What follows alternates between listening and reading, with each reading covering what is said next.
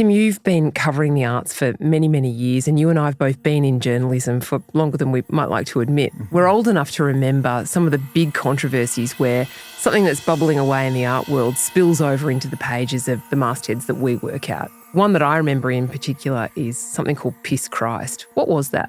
The full name of the work is Immersion, in parentheses, Piss Christ, and it's a work by Andrea Serrano, a photographer who has created this image of a crucifix showered in urine. A very controversial work that had been shown internationally before it was programmed by then National Gallery of Victoria director Timothy Potts to show at an exhibition about confronting religious artworks. It prompted the kind of media outrage that comes around every few years. And one of the central questions that people were arguing about was whether or not this was art. That's right. I mean, it's that classic trope, isn't it? My 4-year-old could have done this. I know finger painters that could do that better. My grandmother's blind. She could have done this in sleep, etc. We're used to hearing those comments. But I think it's really interesting that Australians do outrage, I think, better than any country on earth. Only 27% of Australians, according to the most recent Australian Bureau of Statistics figures, visit art galleries annually, and yet everyone seems to have an opinion, especially when it comes to works of controversy or works, as with Piss Christ, that are deemed blasphemous or are taken, in that case, all the way to the Supreme Court. Probably the most recent one that I can think of was about a sculpture outside the National Gallery of Australia in Canberra. What was that sculpture of, and why was it such a big deal? That is Ouroboros, and that's a work by a very well-renowned sculptor, Lindy Lee. It was the second most expensive commission made by the National Gallery. The work itself is in no way controversial to look at. It's a Chinese infinity symbol.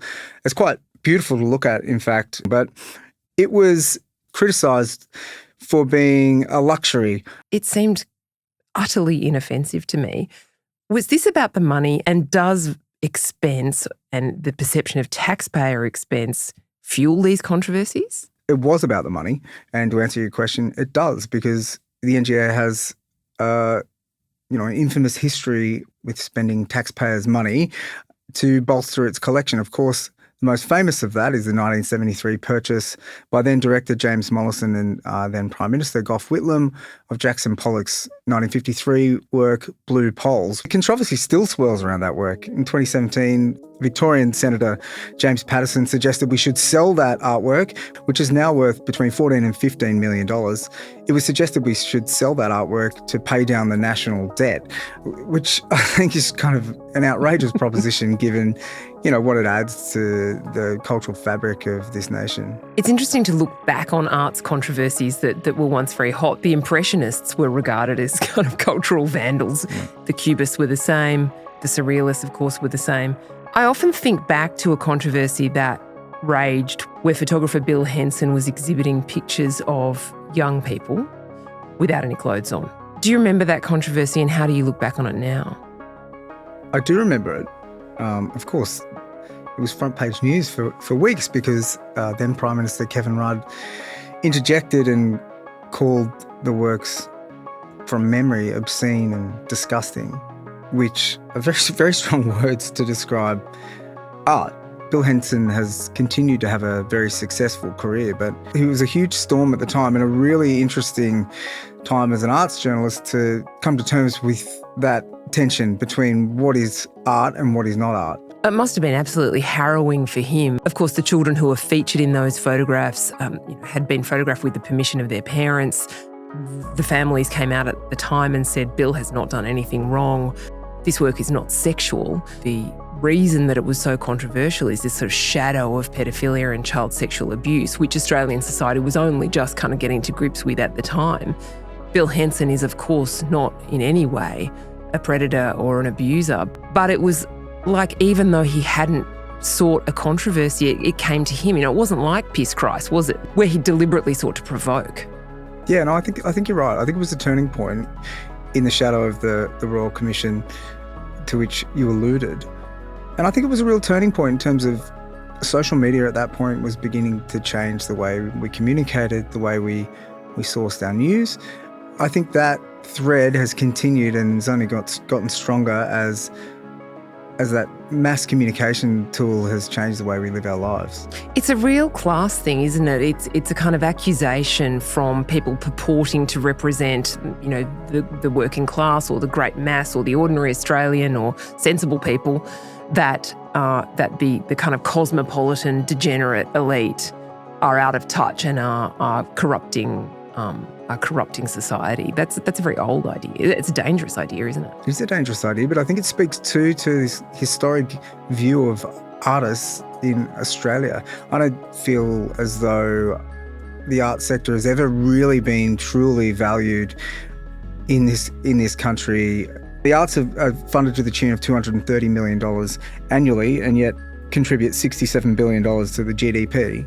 And sport, to take an example, and the last thing I want to do is create some sort of dichotomy between sport and art, because as Gideon Hay once said to me, art is sport, is cricket, is dance, is life, is ballet, is everything. He didn't see a difference between those two, and I think it's important to think carefully about how broad the arts are or can be.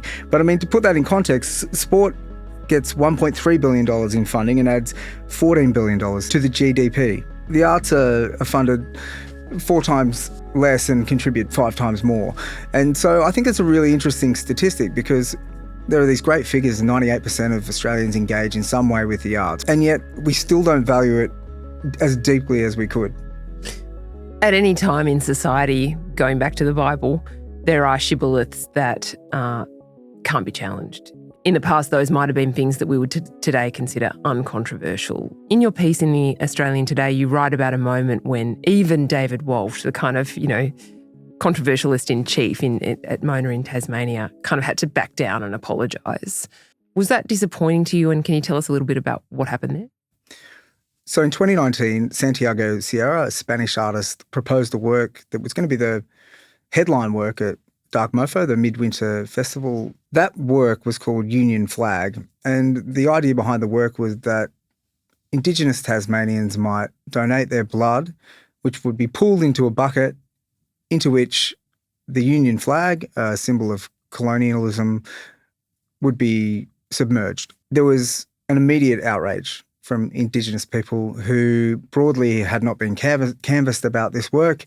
David Walsh and then Dark Mofo director Lee Carmichael refused to blink, because Mona, as part of its philosophy, is a kind of give zero Fs organisation. I mean, that's what it does. It's a sex and death museum that shows the artworks that are too edgy for anyone else in the major state-funded galleries or national-funded galleries to show.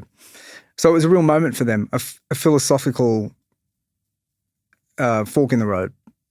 Where they weren't just challenging the pedestrian shibboleths of the mob, but the degenerate elite hold sacred, right? That's true. In waving that white flag, rightly or wrongly, Mona really shifted to that place it has always rebelled against, the middle. We realised there is a line and you cross it at your peril. In our piece on the weekend, we have Christopher Allen and John McDonald basically saying, if you say anything disparaging about the artwork of, say, women or trans people or Indigenous people, you're cancelled. And so it seems like we've crossed another Rubicon in terms of criticism or how we perceive works or how people are allowed to interact with works or to have opinions on them. And so I think it's a really interesting time for criticism in Australia too, in terms of what we can say.